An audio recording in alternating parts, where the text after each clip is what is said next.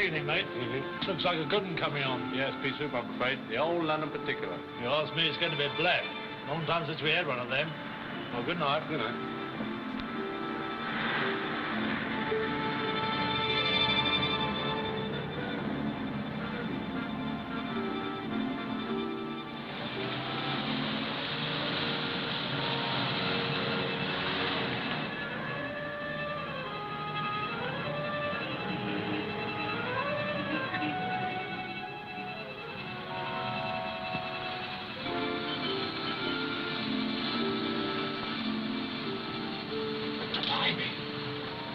What are we stopping for?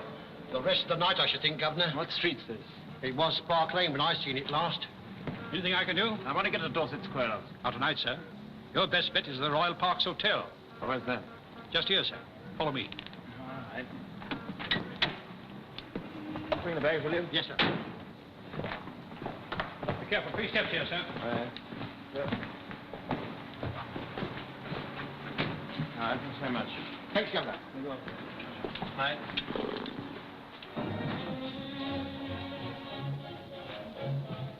Want a single room and bath, please, just for tonight? I'm sorry, sir. The best I can offer you is a small suite. We're almost full owing to the fog. Fog. All right. 317. This way, sir.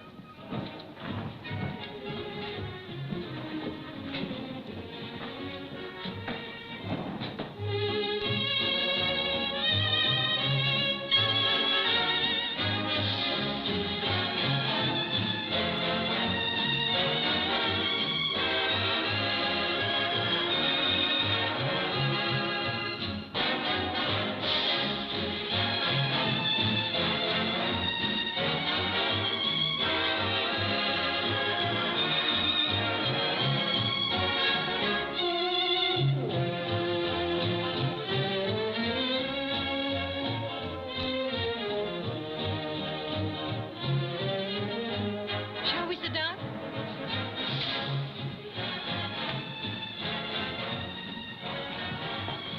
Well, Mayfair in May's all right, but Mayfair tonight. Don't be so unpatriotic, Michael. Fog is one of our greatest attractions. That's what the Americans come to see us for.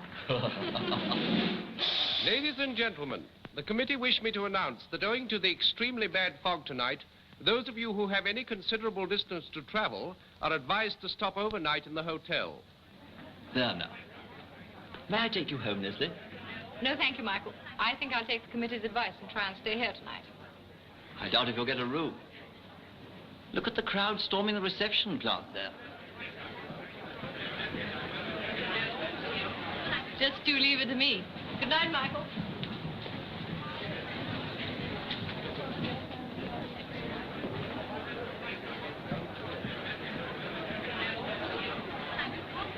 I'm sorry, madam. Not a single room in the house. We have nothing. That was the last room. But what will you do? I will ask the manager. Monsieur Bianco, he can do something for you. He will, I'm sure. Monsieur Bianco, please. Please. Ladies and gentlemen, every room in this hotel is taken. The best I can do for you is to offer you accommodation in the lounge and in the reception rooms. There are some very comfortable divans and chairs, and you will be welcome.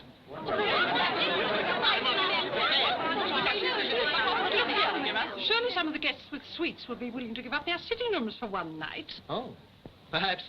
I will try. Will you come with me, madam? This way, please.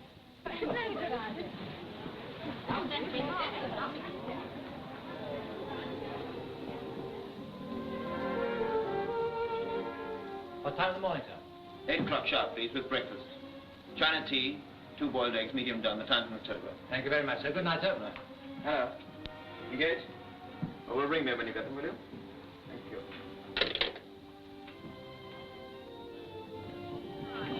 Attendez, just a moment, lady. Perhaps the gentleman in this suite will help us.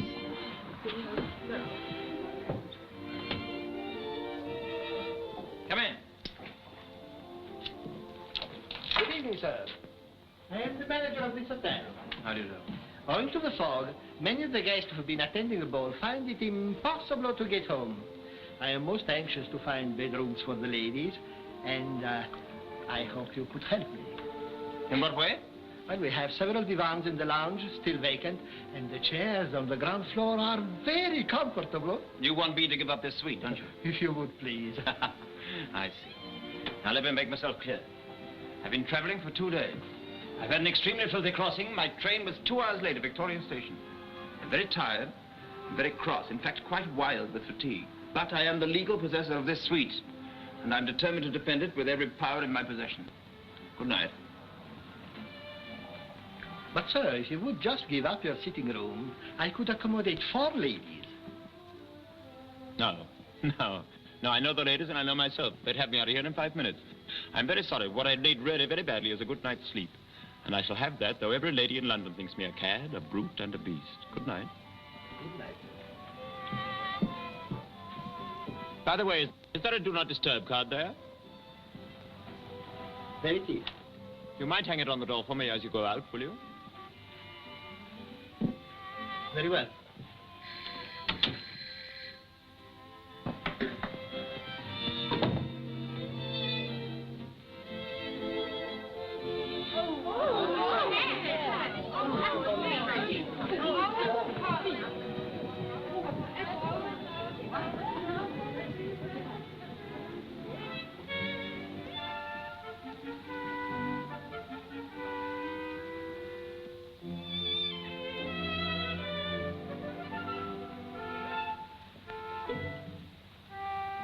Ma'am, I'm awfully sorry, dear. It really wasn't my fault. I really am terribly disappointed, really. I'm quite heartbroken, dear. What? Well, dear, the train was late. Late? Yes, there was a fog. F-O-G. F as in fudge, dear. No, dear. Fudge. O as in osteopath. Yes. What? Why don't you spend it with your husband for a change? No. Go on now, go to sleep. Can't you read? No, I wasn't talking to you. I'm very sorry about it. Well, somebody at this hotel. But I'll read it for you. It says, do not disturb. Oh, dear? No, I don't know. Oh, well, go on, darling, as if I'd ever look at anybody else. That's silly. No, it does not. It's more polite. It says, please do not disturb.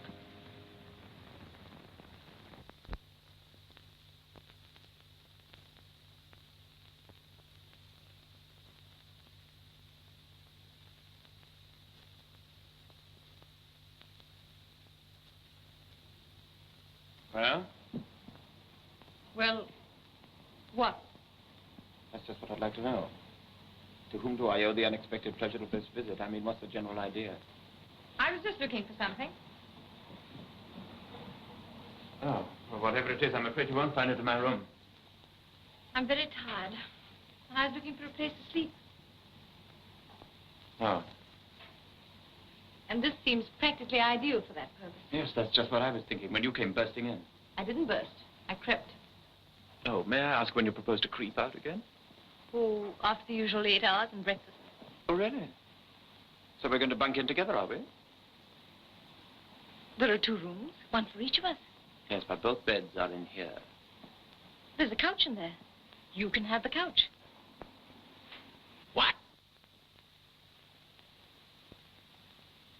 Of all the shameless impudence, was there ever anything more female? And you actually thought you could get away with it? If you had any decent feelings, you'd insist on turning out. Did you or did you not hear what I said to the manager? Naturally, I overheard some of it. Yes. With so little feeling that you would filch my bed from under my very nose, knowing perfectly well that I've been up for 2 nights and I've got a hard day's work tomorrow, assuming I can't resist your fascination. I'm really very sleepy. Will you please go? You don't really mean that. You're much too nice to turn me out.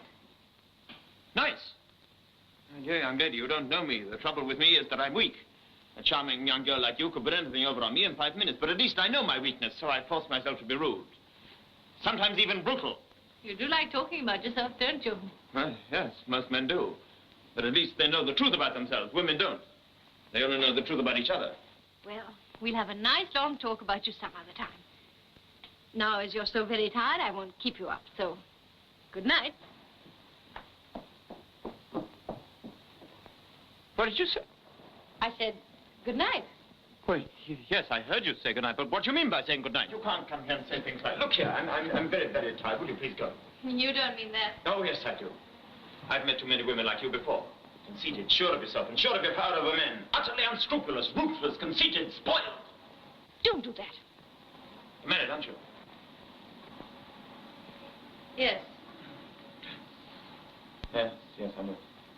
But the poor, wretched husband waiting for you, sitting at home, wondering where you are, hoping against hope that his worst fears aren't justified. And this time, for once, they aren't. This time, you're with a man who isn't in the least bit stirred by your charms. Now, I must repeat, will you, please? How do you know so much about women? Because in my profession, I have to be able to see what's behind those lovely, deceiving lips. Are you a dentist? No! I'm a barrister. And the next time we meet, we'll probably be in court when your husband is suing you for a divorce. Divorce? Oh, no. He'd never do that. He must have a very beautiful nature. You've had a very tiring journey, haven't you? Yes, I have. And it's such a pity that the fog made you late and spoiled your evening. But remember, it's that same fog that's now keeping me from going home to my dear husband. If you don't mind my asking, what is your name? I do mind a little. Good, you have some sense of discretion anyway, and you may have my couch for the night. Oh, you're a star! Oh, why not? You keep away from me, or I might change my mind.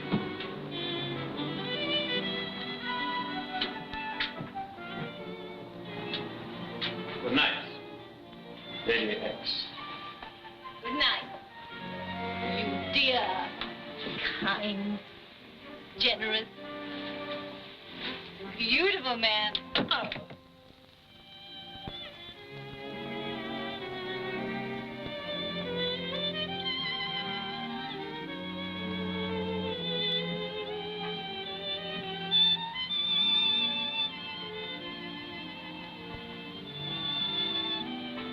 Oh, mister. What is it? Would you come in here for a minute, please? What?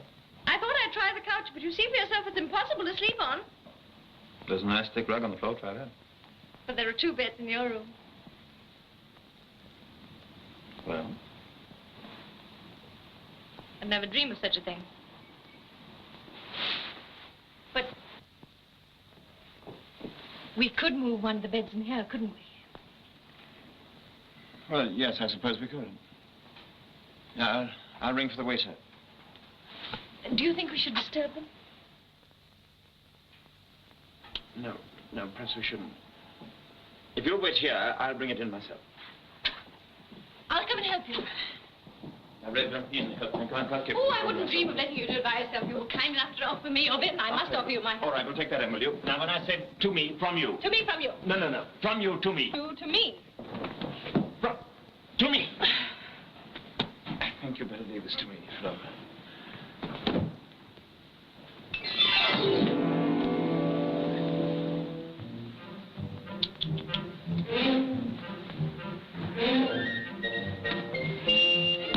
Come on. This is all the way you're going to get. Come on, in there. This is perfectly good enough for you.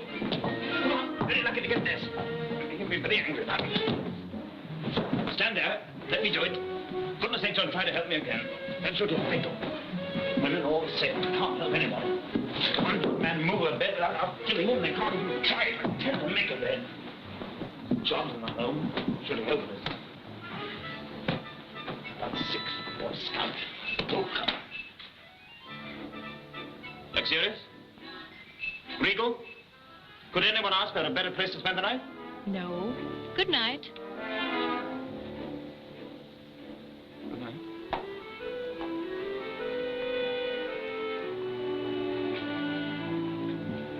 Good night. Oh, and thank you.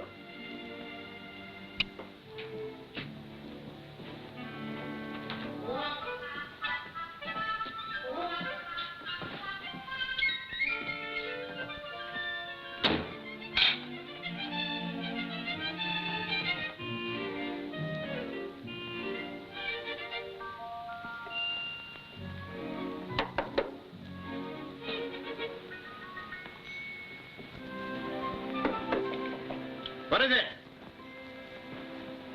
I can't possibly sleep in this costume. You better take it off. What shall I put on? far as I'm concerned, nothing. You always think of yourself. Can't you spare some pajamas? Take those off the bed. What's the matter? How can a man wear a wig and robe with dignity in an English court if this represents his taste? Do you think I have time to go and buy pajamas? Then break with her. With whom? She who buys pajamas such as these cannot be a good woman. Break with her. We parted 6 months ago. Then there's some hope for you. Perhaps.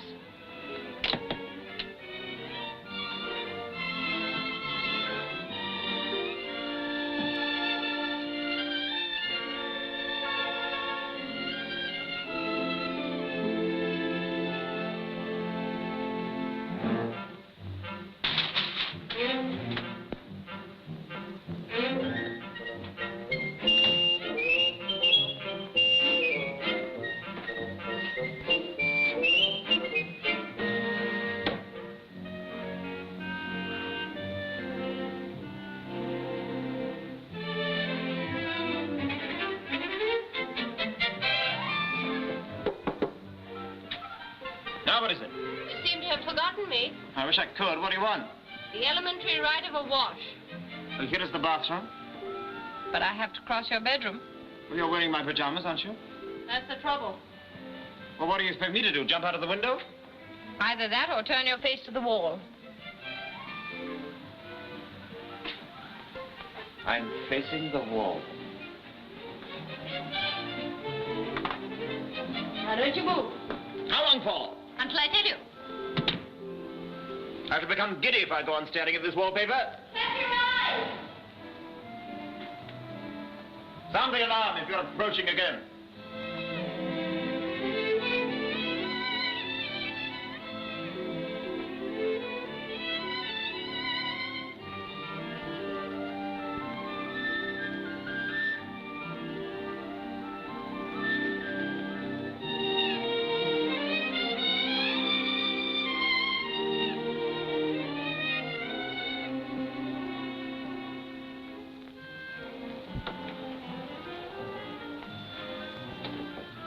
Is that the alarm? Not yet. What are you doing? I'm in bed.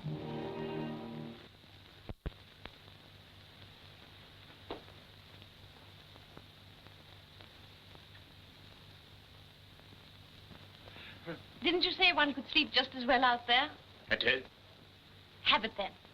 It's better for both of us. For both of us. Well, can't you see what a delicate, what a painful situation I'm in? Out there, I'm a guest trespassing on a man's chivalry. And here, with everything around me, that. I feel less like an intruder and more like the legal owner of the suite. I see. Your conscience at rest. Just think how much better you'd sleep. All right. You win. Oh, no. You win. Over yourself. You win.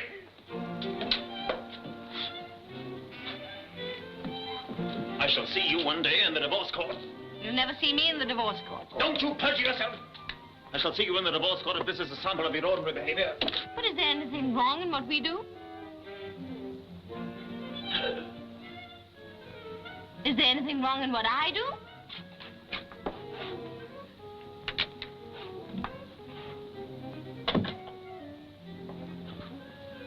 No. Good night. Good night. Sleep well.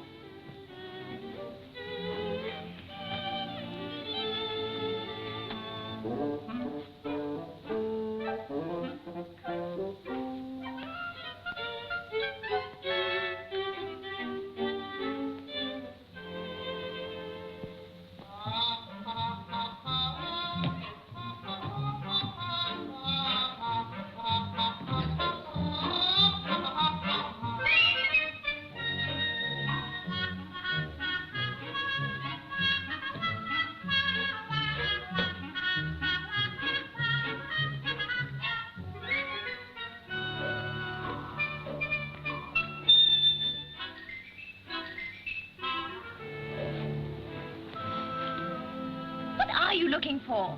My book.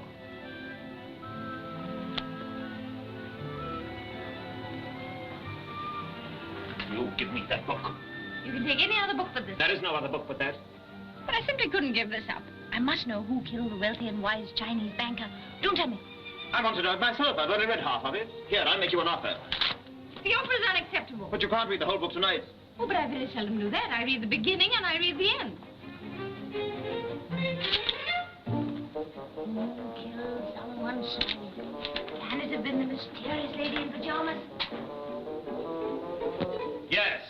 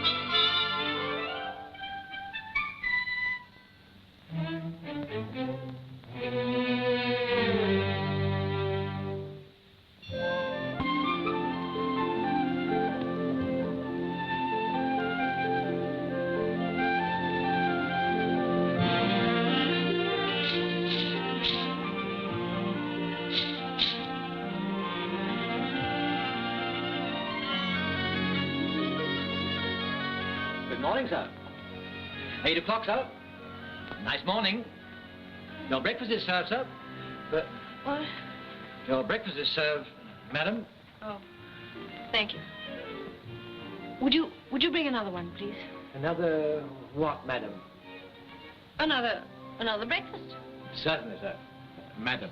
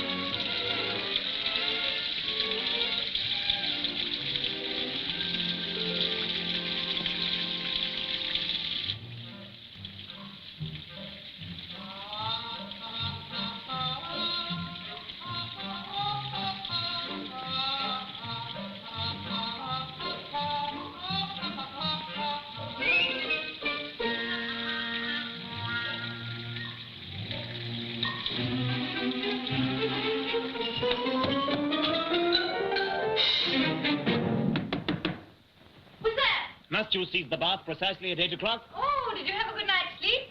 I've had a rotten night's sleep, and I've got to be in court by 10:30. Shan't be long now. Yes, we all know what that means.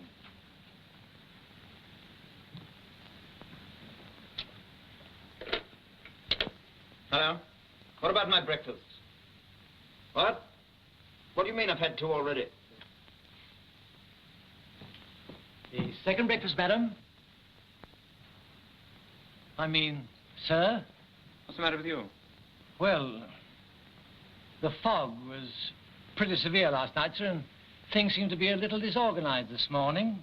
You're telling me. Take that into the other room. Yes. What about that one, sir? That in there, too. Certainly, sir.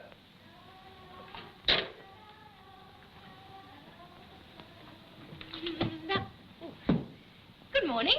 Come on.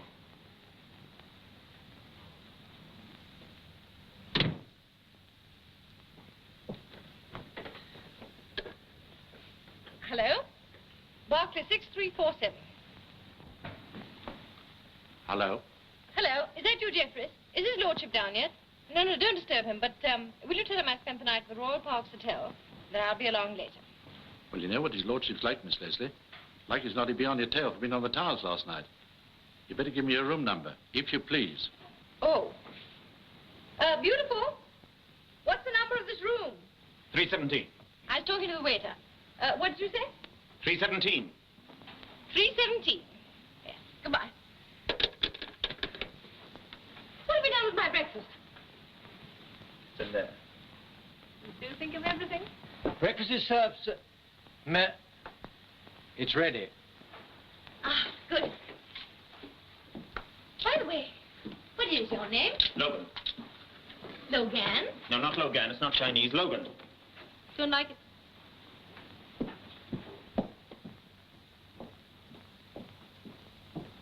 For me? Yes.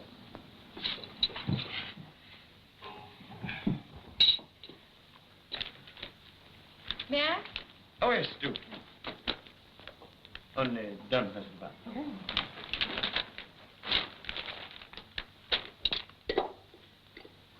Oh, look what you've done. You've got it in the butter and the marmalade.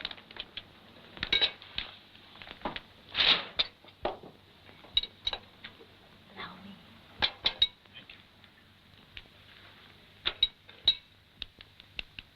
Oh? Thank you.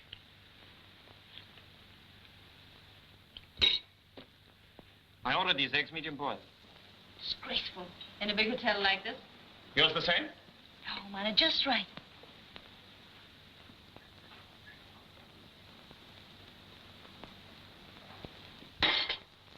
Cold. Like... Dishwater. Try some marmalade. It'll probably taste of printer's ink. No, thank you. You must eat something, you know, with a long, hard day's work ahead of you. I really don't want to think, thank you. You mind telling me this morning what your name is? Leslie. What, Leslie? What do you mean, what, Leslie? Leslie is my Christian name. Oh. Leslie. Odd. What's yours? Everard. What? Everard! Incredible. You don't like that either? Could never get used to that. Well, who's asking you to? Is there anything else you'd like to know? Yes, one more thing. You always like this in the morning? Until I have my first cigarette in bed. Thank you so much.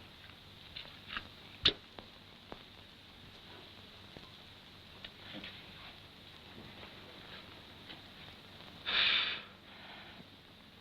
you. Feel very sorry for the woman you're going to marry. I shan't marry. Unless I can arrange that little divorce for you. Heavens, time.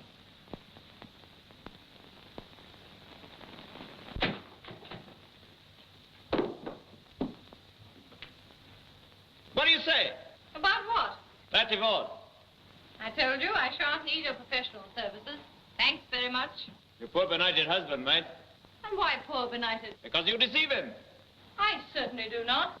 Oh, didn't I hear you telephone that you were talking to a waiter? I ask you, me, a waiter. What did you say you were? A solicitor? Solicitor, lawyer, barrister. And being a barrister, one does at least learn to judge human character. One lie like that from you in the witness box, I'd know what to think about you, all right? That seals my fate with you then, You one priceless asset. I'm dying to hear it.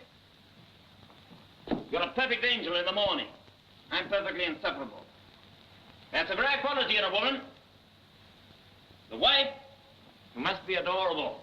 That's a very rash statement, seeing we're complete strangers. But anything but. We know each other better than most people after they've been married for years. We're tied together by invisible bonds. How can we part now forever? How can we meet again as perfect strangers? How can I say the things to you that perfect strangers say to each other? No, I must see you again. Where can we meet? Savoy, Embassy, Claridge's? Lunch, dinner, supper? Today, tomorrow, tonight? Are you free tonight? Come on, come on, come on. Are you or aren't you? Come on, come on, come clean. Are you or aren't you?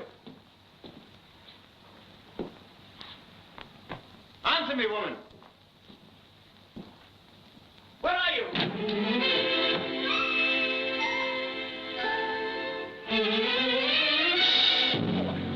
better, honey. My dear, that was the creature that lay gloating in bed all night while we were rolling about on the billiard table. Beast.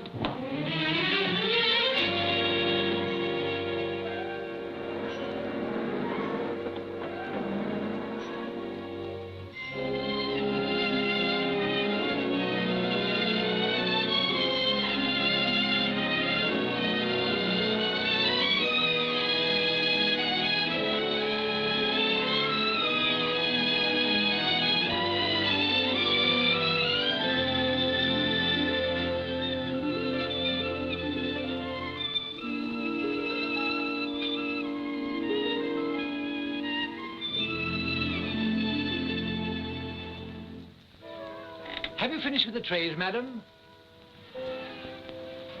Get out. Very good, sir. I suppose you describe this liquid as a concoction of coffee beans. I'll tell you what it is. Dishwater. Taste of the gutter.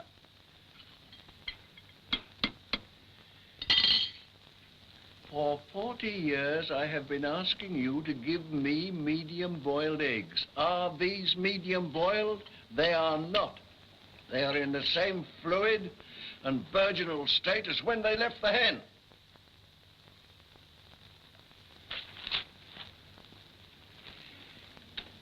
You've been messing this paper about. Been trying to do the crossword puzzle. I don't read your paper. I have my own, and you know it. Altogether, I know too much about you. Then I'd better go altogether. That is exactly what I wanted to tell you.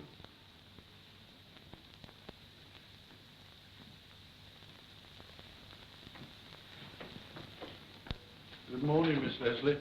Good morning. Oh, what's the matter, Jeffries? His lordship's just given me notice again. Oh. Oh, come along. He's just taking his cigar. Morning, Grandpa. Leslie, where have you been? Hasn't Jeffries told you? I most certainly did tell you. Oh, thank you. You know perfectly well. There was a fog last night, and Miss Leslie spent the night at the Royal Parks Hotel. My father and mother are in India, and I'm responsible for her. So am I. You? I'm her grandfather. Seems I know her better. And I'm appalled to think that my granddaughter should leave this house at 9 in the evening and return at 9 in the morning. You know perfectly well there are some girls you can't trust to go out and post a letter. But Miss Leslie you can trust to go to the North Pole. Isn't it my duty to ask her for a full account of her goings? Full account? You're not a prying and meddlesome judge. You're an adoring grandfather. Grandpa, Yes, darling? do you know a man called Logan? Logan. Logan Everard, barrister at law. Wait a second. Logan. Yeah, he'll be in my court today. Will he? Mm-hmm. Splendid. What's he like, Grandpa? Logan. Oh, he's a good cross-examiner. Oh, but a wretched fisherman. Why do you ask? I think he'll marry me. Did he propose? Oh, no. He doesn't know about it yet. Well, if he didn't know about it, how'd he... Leslie! What on earth are you wearing? Bad taste, aren't they? They're his pajamas. Whose? Logan's. How comes that you're wearing the pajamas of a man whose existence yesterday you knew nothing? I slept in his bed. What? Well, you see, he has 2 beds. So we transported number 2 into the sitting room, and I slept in number 1. Leslie, this is the limit. Didn't I tell you Miss Leslie was all right? You don't understand the new generation. No, I don't think anybody else does either. Grandpa, Yes, dear? he doesn't know who I am. Who? Logan. He thought I was a woman, and a very wicked woman. Not much like a woman. Certainly not like a wicked woman. But I behaved like one. And he saw this ridiculous thing and thought I was married. He's a blockhead. He certainly is not. If a slip of a girl in the ring can deceive a man, he must be a dunce. Jeffries, did it never happen when you were a little younger that Grandpa was led up the garden path by a girl? Never. Huh. And you're a wise and great judge now. And so will Logan be one day, given a little time. And then no one will be able to fool him. How much time?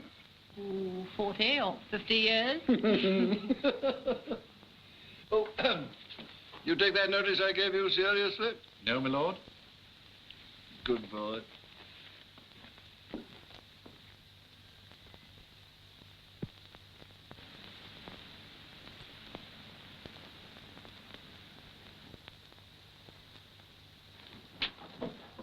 Good morning, Mr. Logan. Morning, Stan. Thank you, Tom. Welcome back to London. Thank you. It's a sweet little town. Except for the weather, of course. What's the matter with it? London weather's the best in the world. Last night's fog, for example. Exactly. Where else would you find such a phenomenon? The finest city in the world dons an impenetrable veil of mystery. Life becomes an enthralling adventure. Fate guides your footsteps, and at any moment you might meet a miracle. I see. Then you did meet the miracle. Leave that alone. But strictly speaking, you're always in the habit of meeting miracles, fog or no fog. And if I might say a word upon that subject, isn't it about time you stopped these encounters with miracle after miracle? He knows me, my dear fella. Member of my club. What? Mia. Mia. Oh, Lord Mayor, yes, yes. How do you do? How are you, my dear chap? How are you? Terribly well. Don't ask me. I'm terribly unwell. What's the trouble? The trouble? The trouble? My wife. Well, what's the trouble with Lady Mia? The trouble? She's just spent the night with a man. Isn't that trouble enough here? Isn't that grounds for divorce? It's enough in any court in the world. But the correct procedure is to see your solicitor. Yes, I know the correct procedure, but the fellow at the club told me that you can dissolve a marriage as quickly as an aspirin tablet. So before going to any solicitor, chap, I want your advice. Yes, well, I'm rather busy, so if you'll give me the essential facts... Well, I'll give you the essentials. You spent the night... Yes, yes, I know. But do you love her? What? Well, let me see. Yes. Why do you want to divorce her? Well, dash it all, Logan, one can't afford to be made a fool of, can one? After all, there are limits. Yes, I understand you perfectly, Lord Mayor. You've given your wife your name, your fortune, and your devoted love. She, in return, has given you the anguish of humiliation. That's it. You have it exactly, my dear fellow. I've heard the same story too many times. The adoring husband of a cheating wife. What evidence have you? Last night, she left the house before dinner and didn't return until 9 o'clock this morning. Suspicious in itself. Then, there's the eyewitness testimony of the maid who went to the hotel and saw her emerge... What hotel was it? The Royal Parks. What did you say? The Royal Parks. I dare say you saw in the paper there was a costume ball given there last night, a charity affair. Aha. Charity. Yes, I heard something about that. Now, there's another very significant point. She was out all night and in fancy dress. Can you wonder at my being a bit upset? No, I don't wonder at all. But tell me, what sort of a costume did she wear? I don't see the costume's any bearing on the matter. Oh, yes, it has. For instance, if she'd been dressed as a deep-sea diver, one would feel easier about it, wouldn't one? Ah, but she wasn't. She was entrancingly beautiful. She was dressed as a French lady of the Second Empire. You know, the Empress Eugenie, crinolines, that sort of thing. Yes, I know. It was a very heavy fog last night. Yes, I was conscious of it. Now, I couldn't accompany my wife to the ball. Like a fool, I went to a banquet, you know, old regiment. Good chaps, bad food. Yes. Get on with it, please. What happened? She spent the night at the hotel, but not alone. How do you know? From Saunders. Who's Saunders? Her maid. How does she know? Because she went to the hotel with some clothes. Did your wife ask for the clothes? She just telephoned about 9 o'clock to say that she was coming home presently, but I sent Saunders. And Saunders heard from the corridor of the hotel that she was talking in her room with a man. Did Saunders go in? Saunders did not. She's clever and loyal. She listened. What did she hear? She saw my wife emerging from the room at about 9:15, and she saw a man come out of the same room after her. And? And what? Isn't that enough for you? Enough?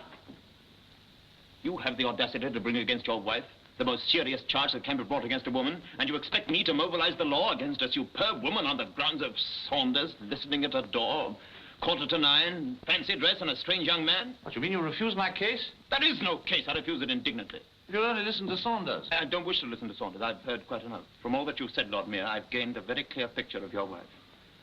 A noble woman, fearless, devoted, pure in heart, not at all the type of woman that would do anything to besmirch the family escutcheon. So what about my humiliation? You took her for better or worse, didn't you? And she promised to love, honor, and obey. Yeah. Think back to that sacred ceremony. There she stood, an innocent girl, about to face the most perilous moment in her life. Look here, Logan, you've got this slightly mixed. She was not an innocent girl. Before she married me, she was divorced from a fellow called Lauderdale, who trains racehorses. Oh. Ah, make her say oh again. Before she married Lauderdale, she was divorced from the Baron de Brissac, who makes an inferior grade of brandy. She's a Frenchwoman? An American. Her first husband was called Wild Man Kavanagh, a professional wrestler by trade. She got rid of him at Reno. Seems impossible. Foreign managers, and she's so young. Who said she was so young? You did, didn't you? Aha. As a matter of fact, she looks young, entrancingly so. She's a serpent, Logan. A viper. Coils herself about the heart of innocent men and then strikes. Must be rid of her or face certain ruin. Yes, I'm beginning to see your point, Lodmere. Good fellow. Then you'll take my case. Well, I shall think it over. That's all I can say just now. I told you I was very busy. I'll call you later in the day. I'm very busy. Good day. Yes, sir. Good day. A horse trainer, a brandy dealer, and a wrestler. Oh, what's the matter with you? Do you know who that was in here? Yes, Lord Mayor. Everybody knows him. One of the best shots in the army. Oh, is he really? Well, that costume belongs to his wife. What? So the miracle's identified. Lady Mayor. Oh, please don't whistle. You have got yourself into a nice mess now. How are you going to stand up in court and blag our correspondents for doing exactly what you've been doing yourself? Look here, Slade.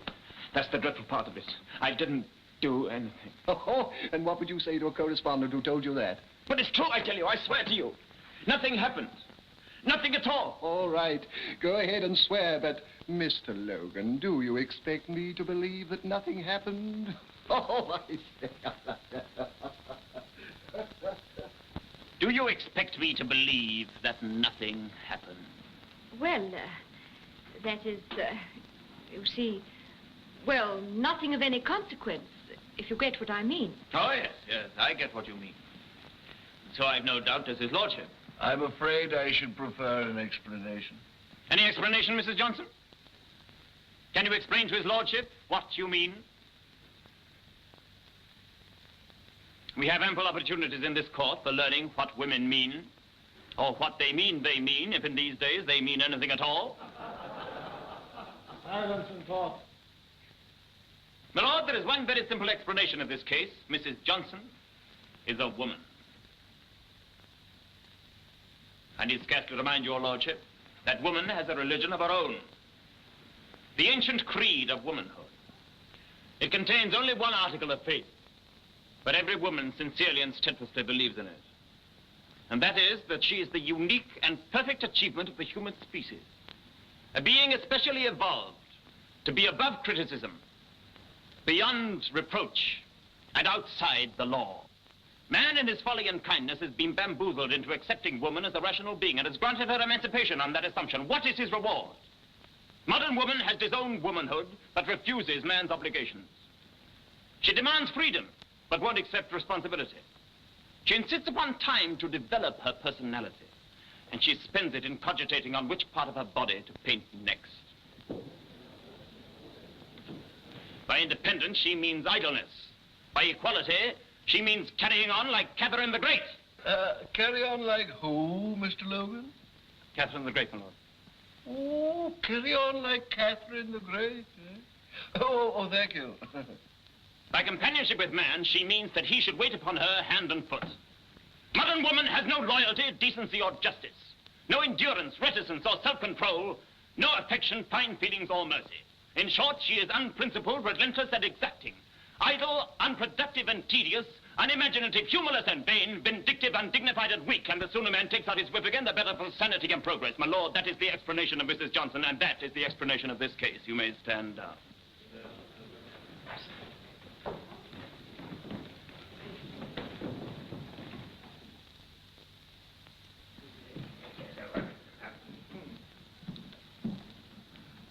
I tell you, Saunders, you mustn't be afraid of Mr. Logan. He'll ask you some questions. You must reply to them truthfully. I know, but whatever will Lady Mayor think of? Whatever Lady Mayor thinks, no harm will come to you. Lord Mayor's here.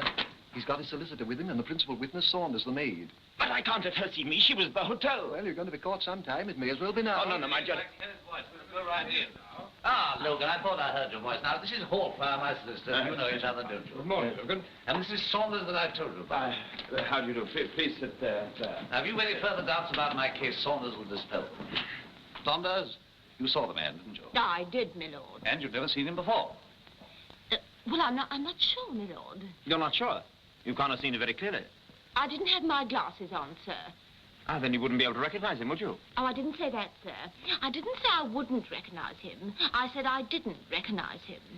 She's very intelligent, old boy. Now, Saunders, just tell Mr. Logan what you saw. Describe to me. Oh, well, my lord, I don't know that I could describe him. You may try. Well, I don't quite know what to say. He was just an ordinary, commonplace sort of man.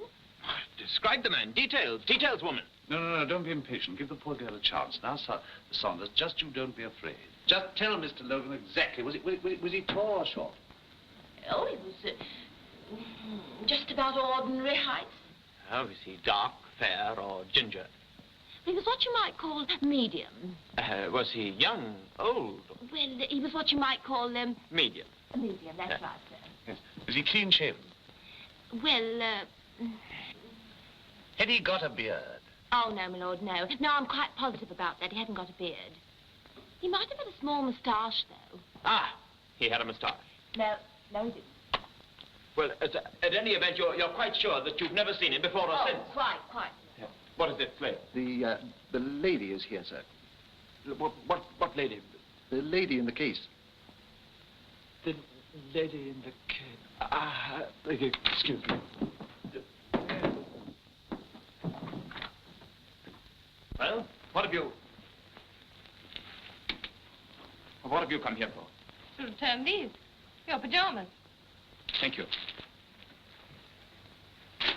Anything else? Why? What's happened to you? You're not nearly as sweet as you were at breakfast. I'll tell you what's happened. Your husband's in there. Who? Oh, I don't blame you at all for being so confused. After all the husbands you have to look back on. But this isn't the horse trainer, or the brandy dealer, or the wrestler. This happens to be your latest, Lord Mere. Lord Mere? Yes, that's the one. And who told you he was my husband? He did. He told me everything. And you'll be just as unpleasantly surprised as I was to learn how very much he does know. He knows all about the Royal Parks Hotel and the costume. But, what does he want of you? Divorce. Lord Mayor wants a divorce. Very interesting. Yes, isn't it? And you're going to help him get it, I hope. Help him to divorce you when I'm the correspondent? Oh, yes, I can understand your being so careless with all your experience, but let me tell you, it'll mean ruin to me. Ruin! Ah, I can just imagine what Lord Steele would say about it. Lord Steele? Yes, of all the judges I have to face, he's the nastiest. I rejoice in my disgrace. But, if Lord Mayor gets what he wants, then I'll be free. You and I could, so to speak, get together. You'd like that, wouldn't you? At the expense of my career? Sure, you flatter yourself. Oh. I'm sorry. I thought you were beginning to be rather fond of me. I know I couldn't help liking you, even though you were rather unpleasant at first. But I suppose there's nothing left for me but to take my medicine and go. I can certainly understand how you trapped all those men. Oh, what men? Lauderdale, and the Baron de Brissac, and Wildman, somebody or other. Oh, those. Yeah, those. And then poor Lord Mere. Now me. You? Yes. I shouldn't admit it. I love you. Even now that I know the horrible truth, I'm wild about you. I want to take you in my arms. Then why don't you? I don't know.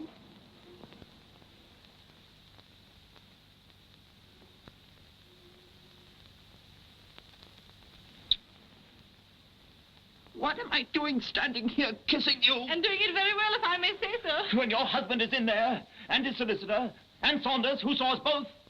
Wait here.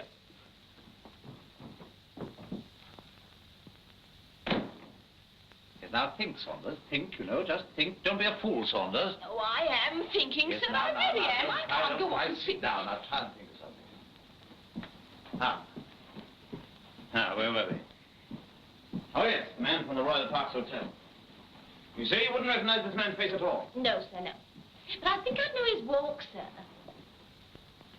Yes, but you've never seen him before or since. No, sir, no. But I've known all the other gentlemen that we had since we got our first divorce in Reno. Saunders has been the faithful maid of my wife ever since her first marriage, haven't you, Saunders? Yes, my lord. 5 years. 5 years. You've established a world's record, Saunders. Now then, after the divorce in Reno came the marriage with the Baron de Brissac. No, sir, no. After Mr. Kavanagh came Mr. Miller. Mr. Miller? Yes, well, I don't think all these details necessary. I'm very sorry, Lord Mayor, but if you want me to handle this case, I must hear every detail. Yes, you only do yourself harm if you hide anything from your doctor or your lawyer. Right? Yes. Now then, after Mr. Miller? Mr. Van Houten. After Mr. Van Houten. Baron de Brissac. How long till the divorce? 14 months, sir. 14 months. And after the Baron de Brissac? Mr. Miller. Mr. Miller came after Mr. Kavanagh. No, sir, no. That was Mr. Miller the first, sir. This is Mr. Miller the second. Huh.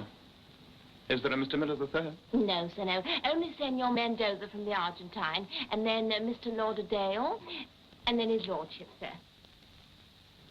Plain sailing. Well, Logan, have you got all you want? Yeah? Will you undertake my case? Yes, I will. My friend Hallfry will prepare it for me, and I will get your divorce for you. Good lad. Now, come along.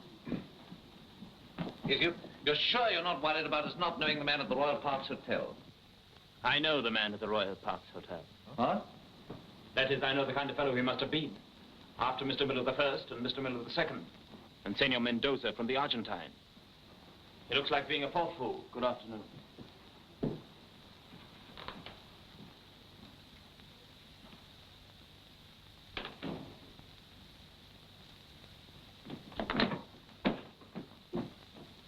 Where is she?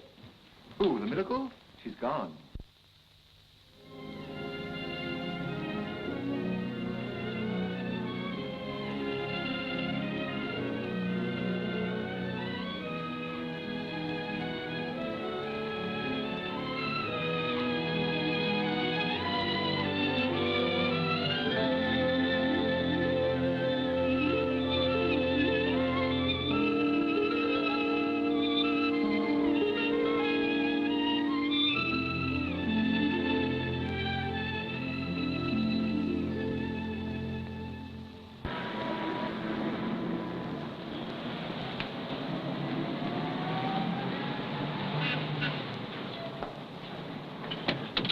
I've decided to take on the case.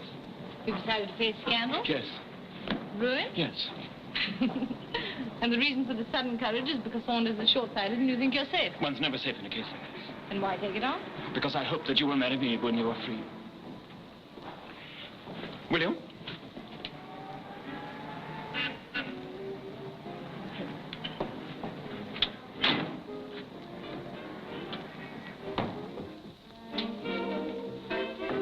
Will you?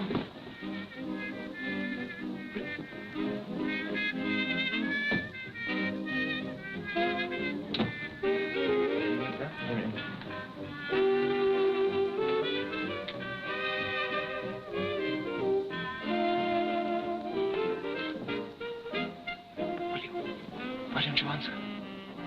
Surely that thought was somewhere in the back of your mind when you came to see me in my office. It might have been. But then I didn't like you in your office. I much preferred you in your bedroom. Our bedroom. My bedroom. Surely that's the proper place to judge your future husband. Aren't you frightened any more of the hectic years of my past? I want to talk to you. Let's dance.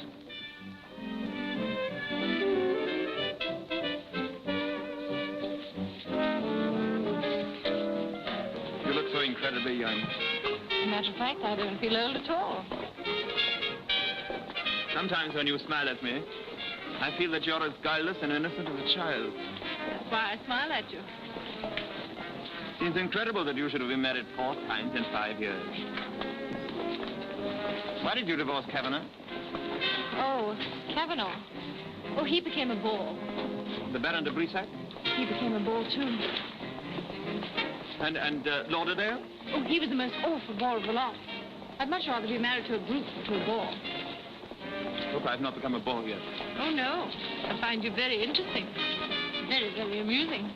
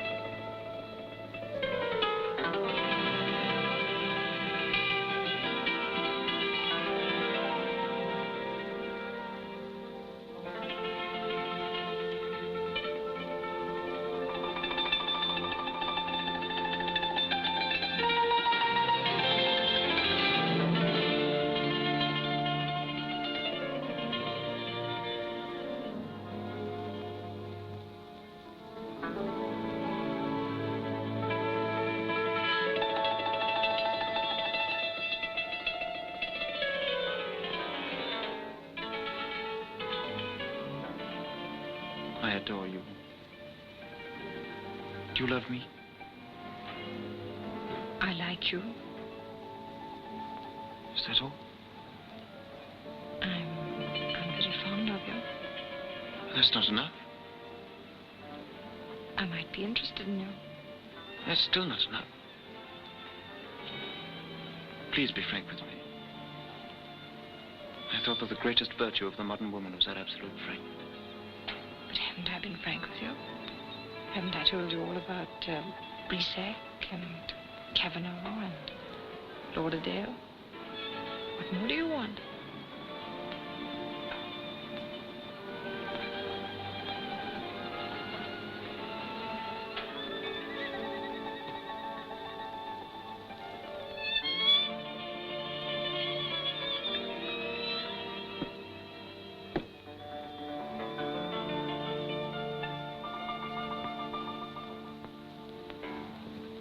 Now, what are you going to do? Miller. Miller? What about Miller? Yes, what about Miller? Oh, Miller. An episode. And Miller the second? Another episode, I suppose. Of course. 4 marriages in 5 years and 2 episodes. You don't seem to appreciate my frankness. I think I'll go home. Oh, no, please, really. I do appreciate your frankness. And I care so much that I can understand how it happened. Can you really? Yes, of course. It's perfectly simple. You were poor before your first marriage. He offered you everything that made life worth living. How were you to know that the one essential thing was missing? How should you? Of course, the marriage failed.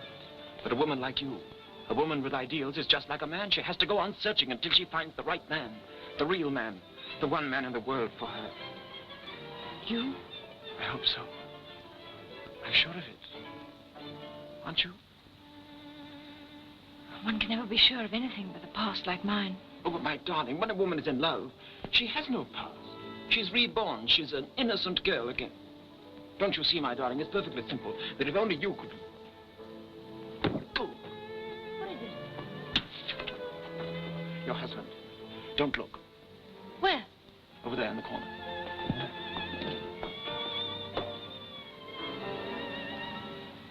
Coward. I'm not. I just don't want a public brawl, that's all. Very well. Let's go. Not that way. The usual magnum for 2? The usual magnum for 1.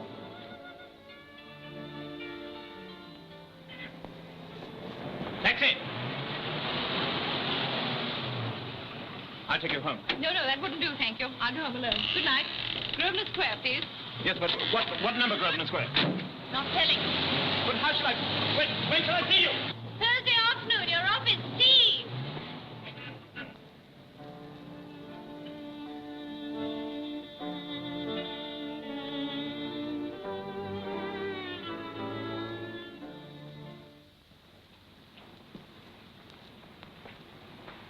Hello, Grandpa. Sorry I'm late. Not at all. Proposals take some time. How did you know? Little girls having a special glitter in their eyes after a proposal, even today. You're a wise old man. Did you tell that jackass the truth about yourself? No, and he's not a jackass. Does he still think you're a cheap woman? He's a jackass. He thinks I'm the wickedest woman in the whole world. He thinks I've had 4 husbands and several... Did you tell him that you had 4 husbands and several... No. He told me. You know Lady Mare? Mm-hmm. Well, she was at the ball at the Royal Park Hotel, and she had a winter halter costume, too. And some adventure. Two? And Lord Mayor's divorcing her, and Logan thinks I'm she. Thinks that you are Lady Mare? Huh? Yes, but he's very sympathetic and very understanding.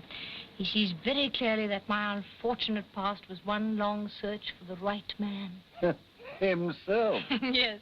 And he also says that a woman is chaste and reborn again when she's in love.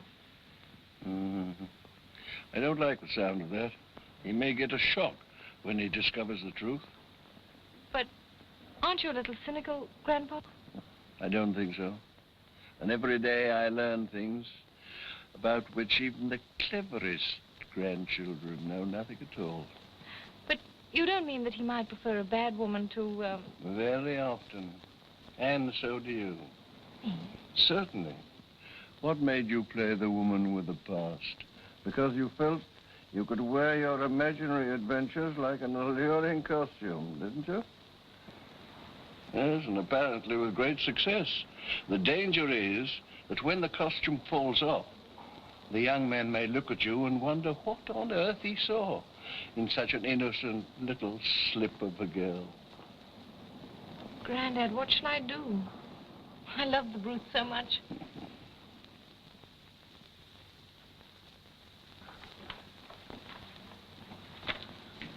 Alfred telephoned to ask whether you really agree that the Mere case brief should be prepared on the basis that the correspondent is unknown. I agree.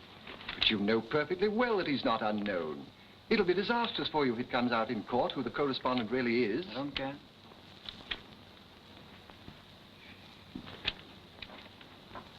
I'll get Lady Mare her divorce if I have to close up this shop. That's all right, boy. Ah, there you are. How are you, old boy? I hope you're terribly well. Thank you. Yes, I am. Terribly well. Yes, so am I. Terribly well? Yes, terribly well. Why, what's happened? I've met her. Who? My wife. She's superb. And Saunders is an idiot, and I'm a fool. The man in her room at the Royal Parks Hotel was the manager of the hotel. You were the only one that was right. You gave it me at first. I owe my happiness entirely to you. She owes her happiness entirely to you. It's a new honeymoon for us. Thank you. Old boy.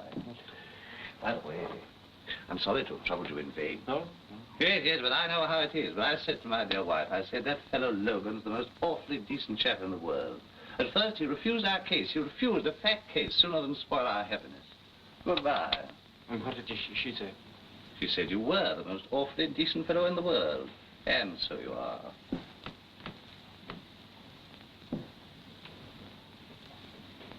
Will you give her a message? Yes. Will you tell her from me that I think she's the most awfully clever woman in the world?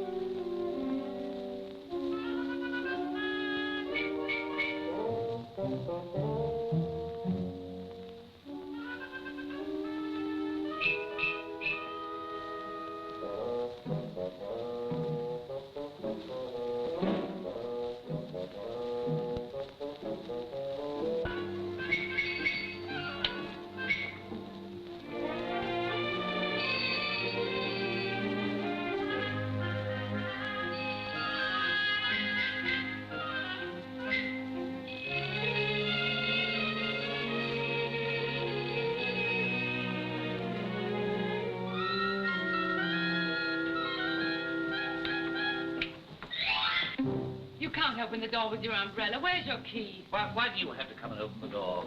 Where's the butler? He's gone. And Saunders? She's gone, too. And Cook? I fired them all. I won't have paid enemies in my own house.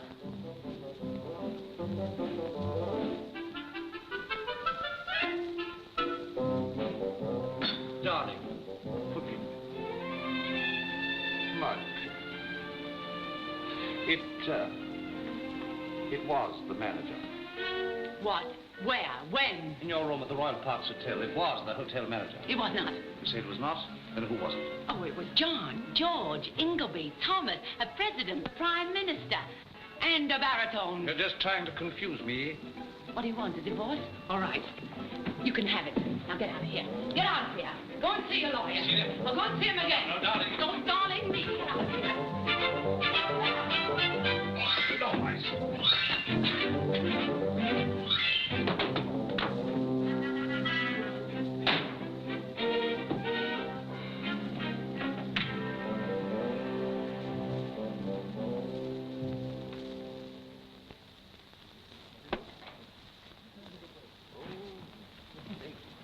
Evening, Warren. Good evening. Good night, Mia. Your wife's the most awfully clever woman in the world.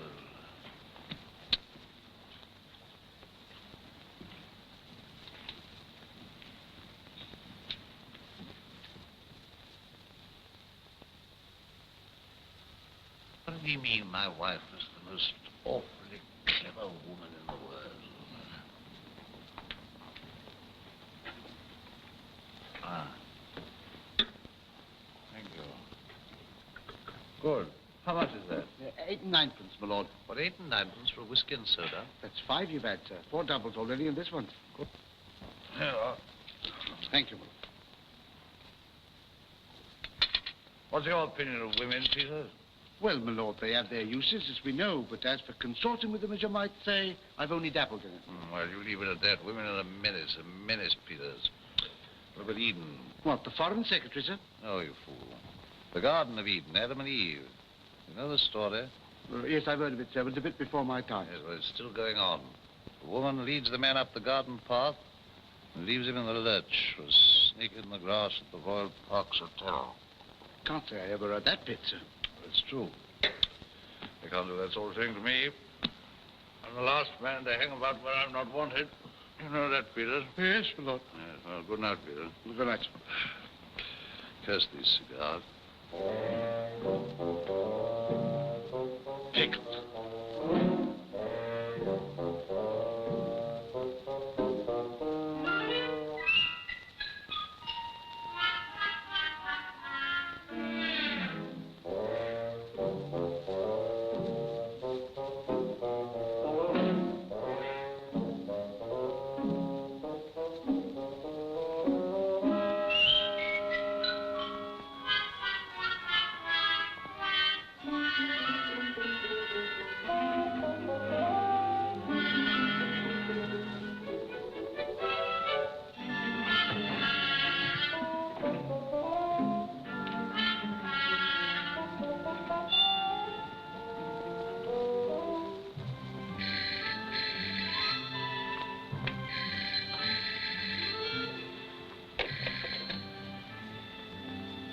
Hello?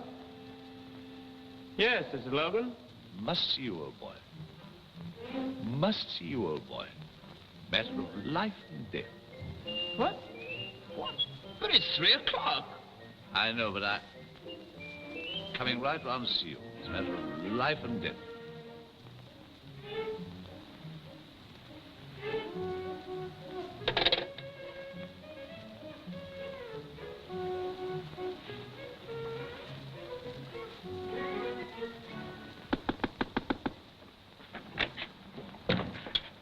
Why did you say my wife was the most wonderfully clever woman in the world? Now, look here, Mayor, it's 3 o'clock. Why did you say my wife was the most wonderfully clever woman in the world? And sometimes one just says things for something to say. No. Lawyer chaps make your masses of money because you don't say things just for something to say. Why? Why did you say my wife was the most wonderfully clever woman in the world? Sit down.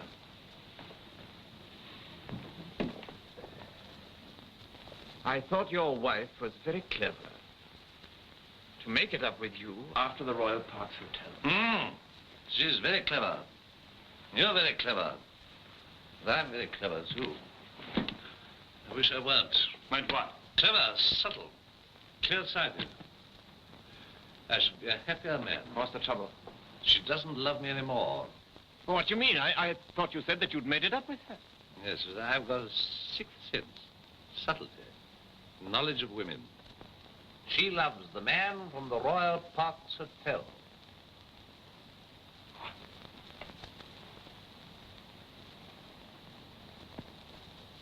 Just a minute.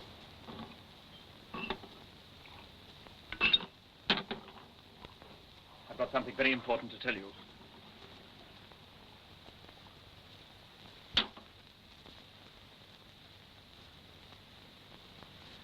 I am the man from the Royal Parks Hotel. You? But you can't be. You're a barrister. Your wife spent the night in one of my rooms. But don't dare to suspect her. Nothing happened. And why are you telling me this? Because I love her. And if you're going to divorce her, then I'm going to marry her. But she's going to marry you? I hope so. If she's in love with you? I think so.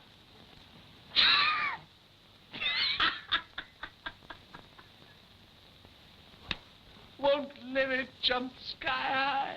Who? Leonard. Who's Leonard? Bounder, rotter, filthy with money. Well, what's he got to do with her? He's in love with her. But is she in love with him? Certainly not. She's in love with you. How can she be in love with Leonard? She's not that sort of woman. Sit down. Have a drink. If I've got to divorce her, I prefer you to Leonard. You're a gentleman. Leonard is not. Leonard is not. Leonard is not. I've told her, and I'll tell her. Don't you worry. I'll tell her. Logan's a gentleman. Leonard is not.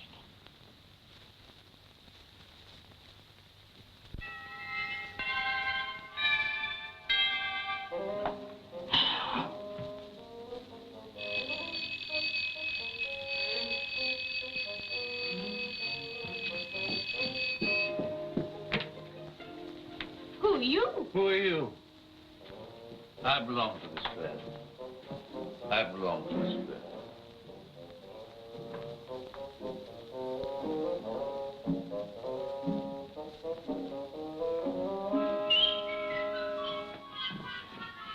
Get out. Darling, I'm wise and generous. You're drunk. I'm not, and you'll see it, because I've come to tell you this. Logan's a gentleman. Leonard is not. Who is Logan? Lawyer chap. If you take him, it'll break my heart. And I wish you happiness. Why should I take him? You're in love with him. I'm in love with him.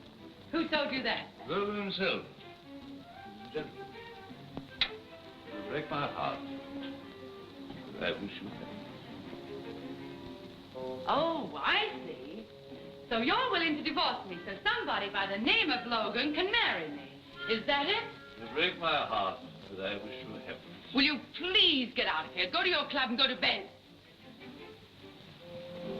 I wish you happiness.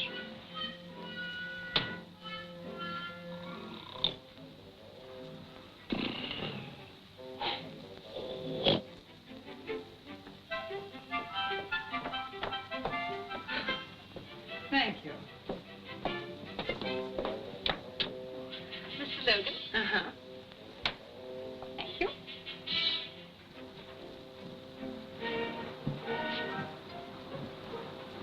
Molyneux? Uh-huh. Becker? Uh-huh. Who do you wish to see? Mr. Logan, please. Well, what names, please? Lady Mare. Did you say Lady Mare? Are you Lady Mare? I am, but who are you? Oh. Oh, Lady Mare, come with me, please.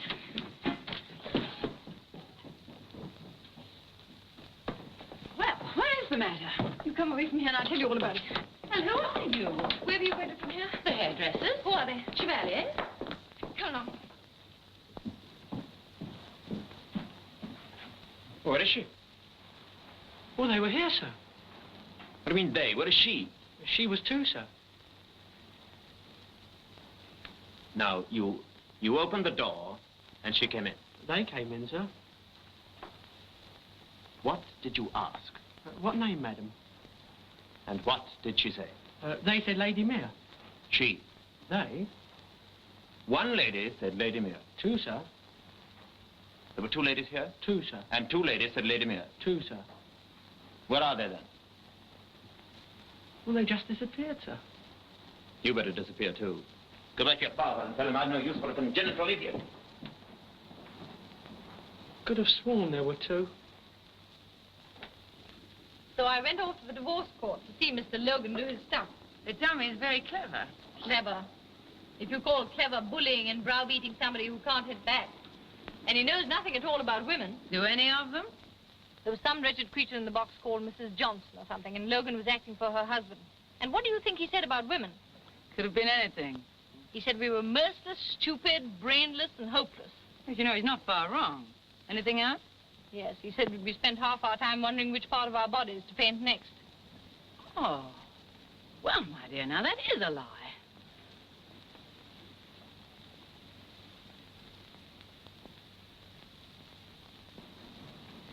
What do you think of it? I think it's swell. I wonder if Mr. Logan would approve. If you ask me, I think that guy needs a lesson. He certainly does, and I'm going to give it to him. He's in a blue funk about that night at the Royal Parks Hotel. He thinks he's going to be cited as Lady Mare's correspondent. Say, that's very funny. I can hardly wait till we get home and tell little Worry Boy about this. You know, he'll swallow his gamp teeth and everything else. Good night. Slade, you're sure nobody's heard? I'm quite sure no lady telephoned. Good night. No.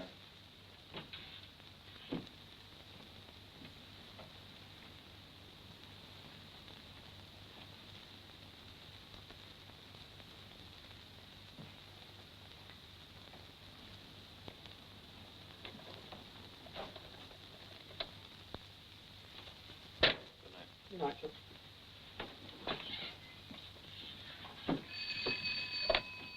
Hello? Lady Mare wants to speak to Mr. Logan, please. Hold on. Mr. Logan, sir. Yeah. Lady Mare. On the telephone. Ask her, sir, if she was too. Good night. Hello.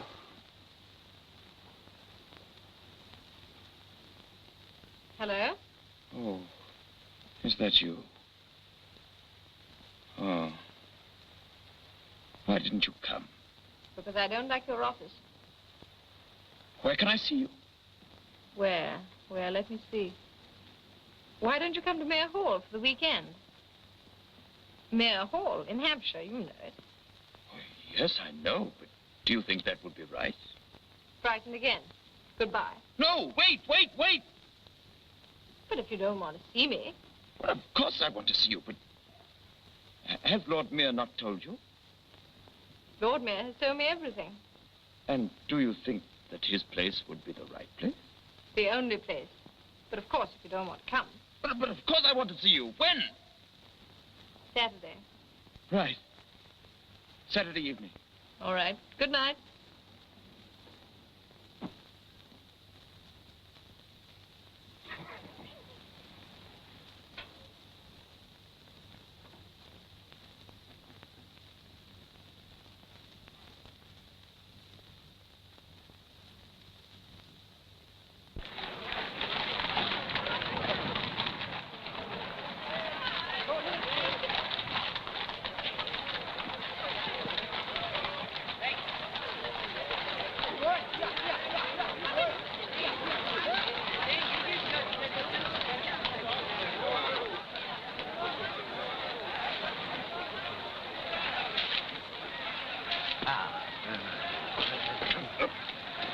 Well, Miss Leslie, feeling fit to face your fences?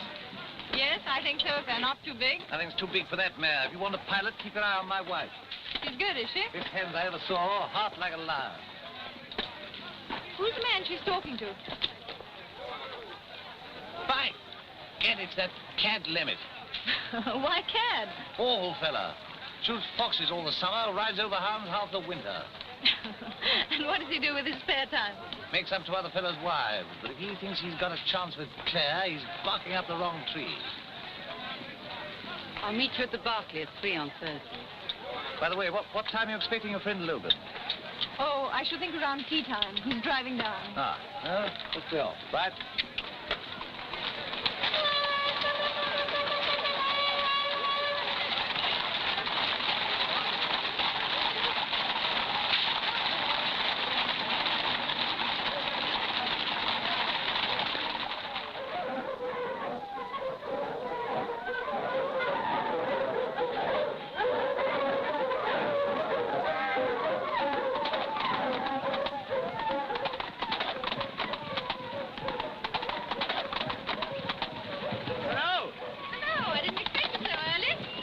To see you.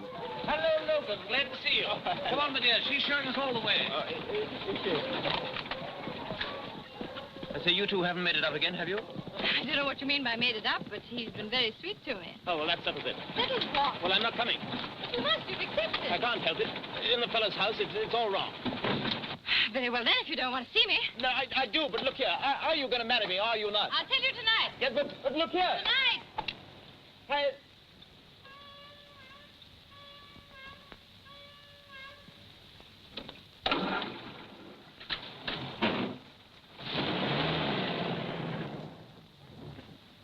Well, I wish your Mr. Logan would come down. The suspense is killing me. Me too. I bet he feels an awful ass when he finds out who's which. What? Then don't make it worse by laughing at him. Please sit here. And be quiet, will you? Oh, and Claire, you sit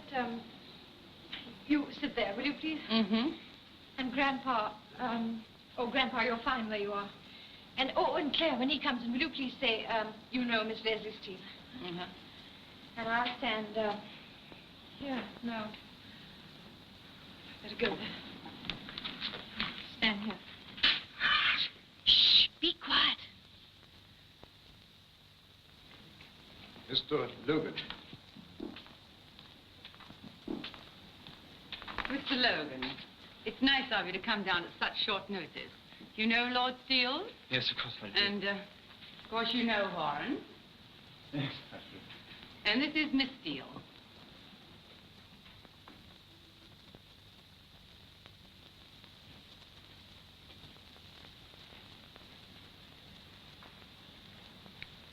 Miss Leslie Steele.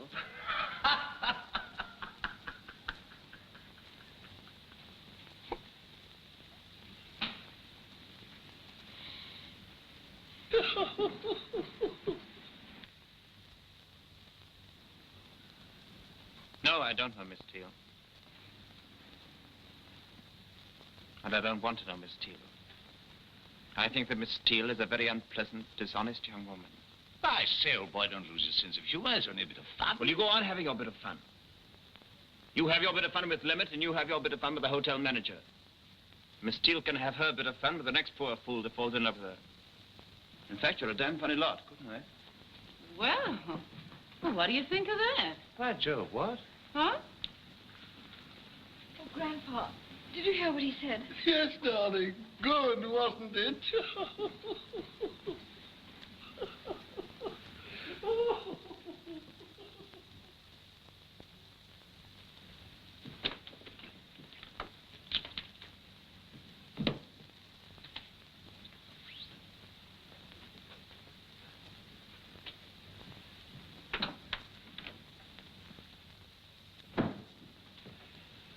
Bravo, my boy. 50 years ago, I'd have done the same.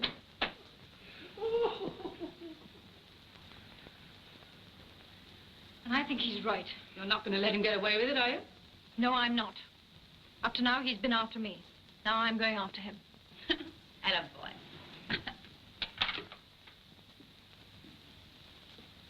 He left no address. None. Didn't he say when he was coming back? Yes, never. Well, what about his work? Chucked it. And he had the case of a lifetime coming on next week. What's that? The Strangeways divorce. 4 correspondents. Been the making of him. But isn't there anything to be done? Not unless you stop the train. What train? The boat train at Victoria. What time? 11 o'clock. Here, hey, whoa.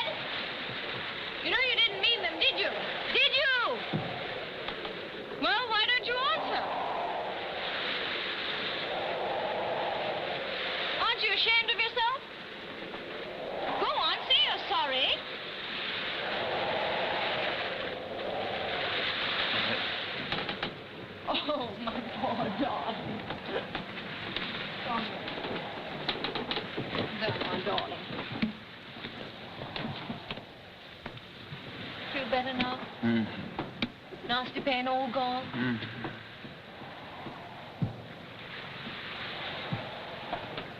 I've chosen the sweetest house. Pretty sure of me, weren't you? Well, you were so desperately in love with me. Do I have any say in the matter? Yes. You can ask me to marry you if you like. Well, will you? I might. Why? We'll be married in Paris at once. And we'll honeymoon on the Riviera for 6 weeks. No. Have you forgotten the Strangeways case? Chance of a lifetime. Be the making of you. 4 correspondents. We'll wire the office right away that we take the case. We'll wire the office right away that we're on our honeymoon. Oh, no. Oh, yes. Oh, no. Oh, yes. Oh, no. My lord, there is one very simple explanation of this case. My client, Mrs. Strangeways, is a woman. That unique and perfect achievement of the human species, especially evolved for the comfort and solace of man. A tender, delicate organism put into this rough world to make life a little brighter and a little happier by her beauty and by her tenderness, and I say it advisedly, by her purity. Lord, I admit that the allegation that she was found locked in the bathroom with 2 of the correspondents points to a certain lack of discretion on her part. But against that, my lord, we have her positive assurance that nothing happened. My lord, if we refuse to accept this statement, I submit that we strike a blow at the very foundation of the most sublime, the most idyllic, and the most delightful institution in the whole fabric of our civilization, the state of marriage. In my view, my lord, Mrs. Strangeways is guilty on 1 count and upon 1 count alone. She is guilty of being a woman. My lord, that is the explanation of Mrs. Logan, Mrs. Strangeways, and that is the explanation of this case. You may stand down.